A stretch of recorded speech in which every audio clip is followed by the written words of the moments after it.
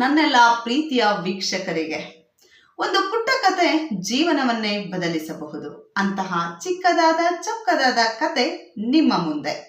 ಒಂದೂರಲ್ಲಿ ಒಂದು ಮನೆಯಲ್ಲಿ ದಂಪತಿಗಳು ವಾಸ ಮಾಡ್ತಾ ಇರ್ತಾರೆ. ಆ ದಂಪತಿಗಳ ಎದುರು ಮನೆ ಖಾಲಿ ಇರುತ್ತೆ. ಅಲ್ಲಿಗೆ ಬಾಡಿಗೆಗೆ ಬರ್ತಾರೆ. ಆ ಬಾಡಿಗೆಗೆ ಬಂದಂತಹ ಮಹಿಳೆ ಪ್ರತಿನಿತ್ಯ ಬಟ್ಟೆಗಳನ್ನ ಒಗೆದು ನೇತು ಹಾಕ್ತಾ ಇರ್ತಾರೆ. ಈ ದಂಪತಿಗಳಿರ್ತಾರಲ್ಲ, ಆ ಮನೆಯ ಒಡತಿ ಪ್ರತಿನಿತ್ಯ ಆಕೆಯ ಮನೆಯ ಕಿಟಕಿಯಿಂದ ಈಕೆಯ ಬಟ್ಟೆಗಳನ್ನ ನೋಡ್ತಾ ಇರ್ತಾಳೆ. ಅವಳು ಅಂದ್ಕೊಳ್ತಾಳೆ, ಏನು ಈಕೆ ಹೀಗೆ ಬಟ್ಟೆ ಒಗ್ದಿದ್ದಾಳಲ್ಲ, ಆ ಬಟ್ಟೆ ಶುಭ್ರವಾಗಿಲ್ಲ, ಸ್ವಚ್ಛ ಮಾಡಿಲ್ಲ, ಹಾಗೆ ಒಗ್ದಾಕ್ಬಿಟ್ಟಿದಾರಲ್ಲ ಅಂತ ಅನ್ಕೊಳ್ತಾ ಇರ್ತಾಳೆ. ಈಕೆ ಪ್ರತಿನಿತ್ಯವೂ ಕೂಡ ಅದೇ ರೀತಿ ಬಟ್ಟೆಗಳನ್ನ ಒಗೆದು ಹಾಕ್ತಾ ಇರ್ತಾಳೆ.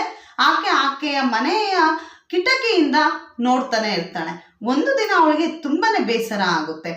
ಏನಕ್ಕೆ ಹಿಂಗ್ ಬಟ್ಟೆ ಒಗಿತಾಳೆ, ಒಂದು ಚೂರು ಶುಭ್ರ ಆಗಿಲ್ಲ, ಸ್ವಚ್ಛ ಆಗಿಲ್ಲ, ಸುಮ್ಮನೆ ಡೈಲಿ ಬಟ್ಟೆ ಒಗಿತಾಳೆ, ಹಾಗೆ ಹಾಕ್ಬಿಡ್ತಾಳೆ ಅಂತ ಅನ್ಕೊಳ್ತಿರ್ತಾಳೆ.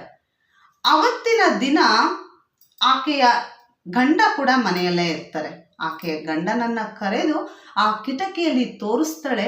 ನೋಡಿ, ಆಕೆ ಬಟ್ಟೆಗಳನ್ನ ನೀಟಾಗಿ ಒಗ್ಯಲ್ಲ, ಶುಭ್ರ ಮಾಡಲ್ಲ, ಸ್ವಚ್ಛ ಮಾಡಲ್ಲ, ಹಾಗೆ ಹಾಕ್ಬಿಡ್ತಾಳೆ ಅಂತ ತೋರಿಸ್ತಾಳೆ.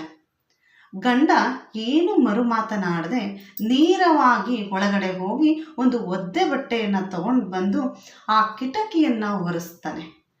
ಆಗ ಶುಭ್ರ ಆಗಿದ್ದು ಆ ಕಿಟಕಿ. ಆ ಶುಭ್ರವಾದ ಕಿಟಕಿಯಿಂದ ನೋಡಿದಾಗ ಆ ಒಗೆದಿರ್ತಕ್ಕಂಥ ಎಲ್ಲ ಬಟ್ಟೆಗಳು ಕೂಡ ಸ್ವಚ್ಛವಾಗಿ ಕಾಣುತ್ತೆ, ಶುಭ್ರವಾಗಿ ಕಾಣುತ್ತೆ. ಹಾಗೇನೆ ನಮ್ಮ ಮನಸ್ಸೆಂಬ ಕಿಟಕಿಯನ್ನ ನಾವು ಆಗಾಗ್ಗೆ ಸ್ವಚ್ಛಗೊಳಿಸ್ತಾ ಇರಬೇಕು, ಶುಭ್ರಗೊಳಿಸ್ತಾ ಇರಬೇಕು. ಆಗ ಮಾತ್ರ ಬೇರೆಯವರು ಮಾಡುವಂತಹ ಕೆಲಸವೂ ಕೂಡ ಶುಭ್ರವಾಗಿ ಸ್ವಚ್ಛವಾಗಿ ಕಾಣುತ್ತೆ. ಈ ಕಥೆಯಿಂದ ತಿಳಿದು ಬಂದಂತಹ ನೀತಿ ಇದೆ. ಧನ್ಯವಾದಗಳು.